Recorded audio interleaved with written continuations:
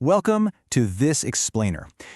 If you've opened your kitchen pantry anytime recently, there's a very good chance you've got products sitting right there that are impacted by what we're going to be talking about today. We are focusing our lens on a massive, and frankly growing, wave of international bans that are hitting Indian food exports hard. We're talking about everything from basic kitchen staples to world-renowned delicacies. Foods that have historically been celebrated all over the globe are suddenly just facing closed doors. So let's dive right into this and break down the facts behind what is actually going on here. It's kind of a fascinating mystery, right? Why are these iconic, globally beloved exports like fragrant spices, sweet mangoes, and staple rice suddenly persona non grata everywhere from the United States to Japan? I mean, we are talking about products that have literally defined global cuisine for centuries, and now they're being halted at borders, heavily inspected, and just turned away in staggering numbers. To really wrap our heads around the massive scale of this issue, let's look at this number: 13,000. In just a 6-year window, the U.S. Food and Drug Administration has rejected over 13,000 Indian products. So yeah, this isn't just an isolated incident or, one bad batch of goods. It's a huge, systemic trend that is severely impacting one of the world's largest agricultural exporters. To make sense of this whole situation, here's our agenda for today. First, safety and contamination. Second, paperwork and protocols. Third, bizarre and cultural bans. Fourth, domestic export halts. And finally, number 5, rebuilding trust. All right, let's kick things off with Section 1, Safety and Contamination, or the hidden dangers in the global spice rack. When you look at the global footprint of this safety crisis, you realize the impact is incredibly widespread. Take April 2024, for example. Both Singapore and Hong Kong outright banned specific curry powders from these massive Indian brands, MDH and Everest. And the reason? Well, inspectors suspected elevated levels of ethylene oxide, which is actually a cancer-causing pesticide. Over in the U.S., bulk food items are frequently getting stopped over pesticide contamination and labeling issues.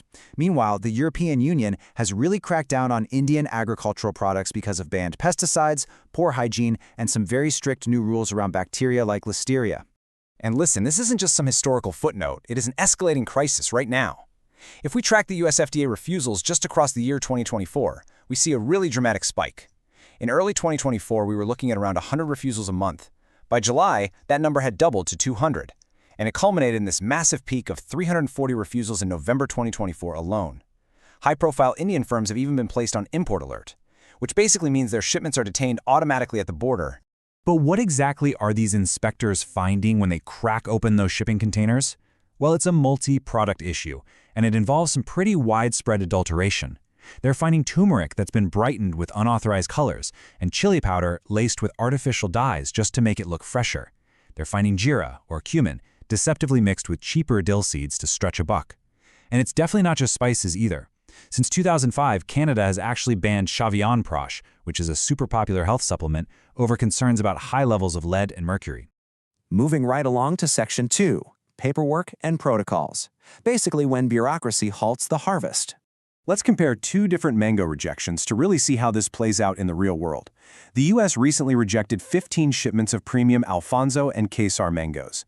Now, the fruit itself wasn't bad at all. The exporters just simply missed some crucial details in the irradiation and pest control documents that are required by U.S. law. Japan, on the other hand, they went much further.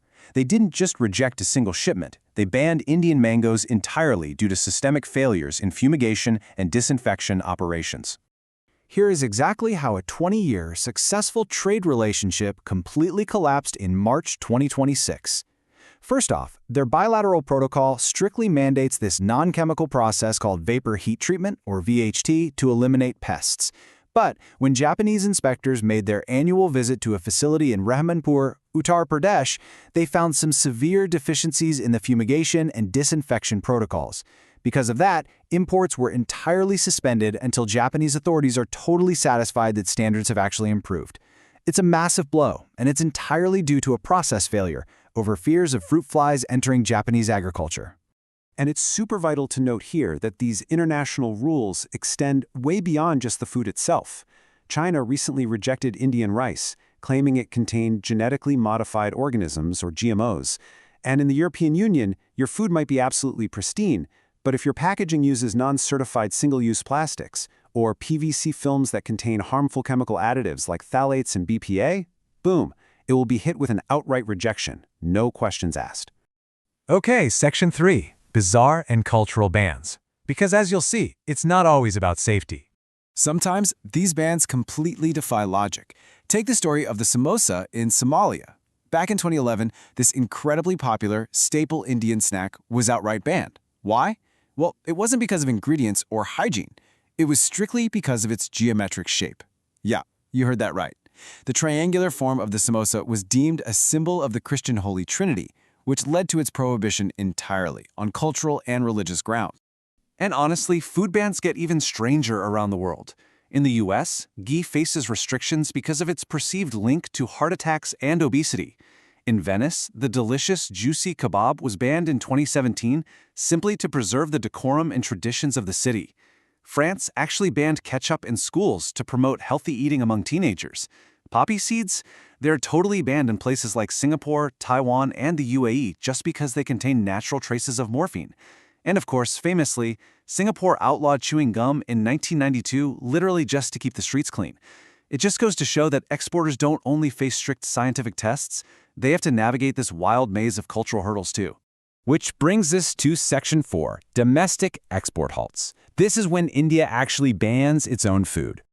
Let's look at this timeline of self-imposed agricultural bans. In May 2022, right after a smaller-than-expected harvest, India completely banned its own wheat exports. Then, skip to December 2023. A sudden export ban on onions caught farmers totally off guard, and that was later extended indefinitely. It actually wasn't until October 2024 that India started removing these restrictions, finally lifting the minimum export price on non-basmati white rice to let it flow globally once again. The absolutely crucial point here is the macroeconomic logic behind these self-imposed halts. India isn't banning its own exports because of a quality issue. They're doing it to stabilize their domestic supply and protect the local population from spiking global food prices. It is a highly calculated move. They are heavily prioritizing domestic food security and local price control over their reliability as an international trade partner. And look, when a giant like India stops exporting, the ripple effects hit grocery store prices worldwide. Finally, Section 5, Rebuilding Trust, Fixing the Pipeline from Farm to Port. If we want to understand how to fix this problem, we really have to look directly at the root causes. This whole crisis is driven by poorly maintained treatment plants that are just failing simple fumigation tests. It's driven by accidental cross-contamination in messy storage facilities. It's compounded by small exporters who simply don't have the resources to follow strict international paperwork compliance. And unfortunately, it's also driven by deliberate local adulteration by folks looking for a quick profit, which is totally exacerbated by weak local enforcement. And that leads us to this really critical takeaway, directly from our sources. To win global trust again, we must fix quality control, hygiene, and paperwork from farm to port. Indian food is celebrated as absolutely world-class at home, but temporary band-aids just aren't going to work abroad. The entire supply chain requires a massive overhaul because foreign countries have incredibly strict food safety rules, and as we've seen, they are certainly not backing down. Which leaves us with this final provocative thought. Will India's massive network of exporters be able to adapt and upgrade to meet these unyielding international standards? Or are we going to see even more of the world's most iconic foods permanently taken off the global menu? It's a really high-stakes challenge for the global food supply chain, and it's definitely one we're going to be watching very closely. Thank you so much for joining me on this explainer. I hope this helped you structure and understand the actual facts behind all those headlines. Keep learning, and I'll catch you next time.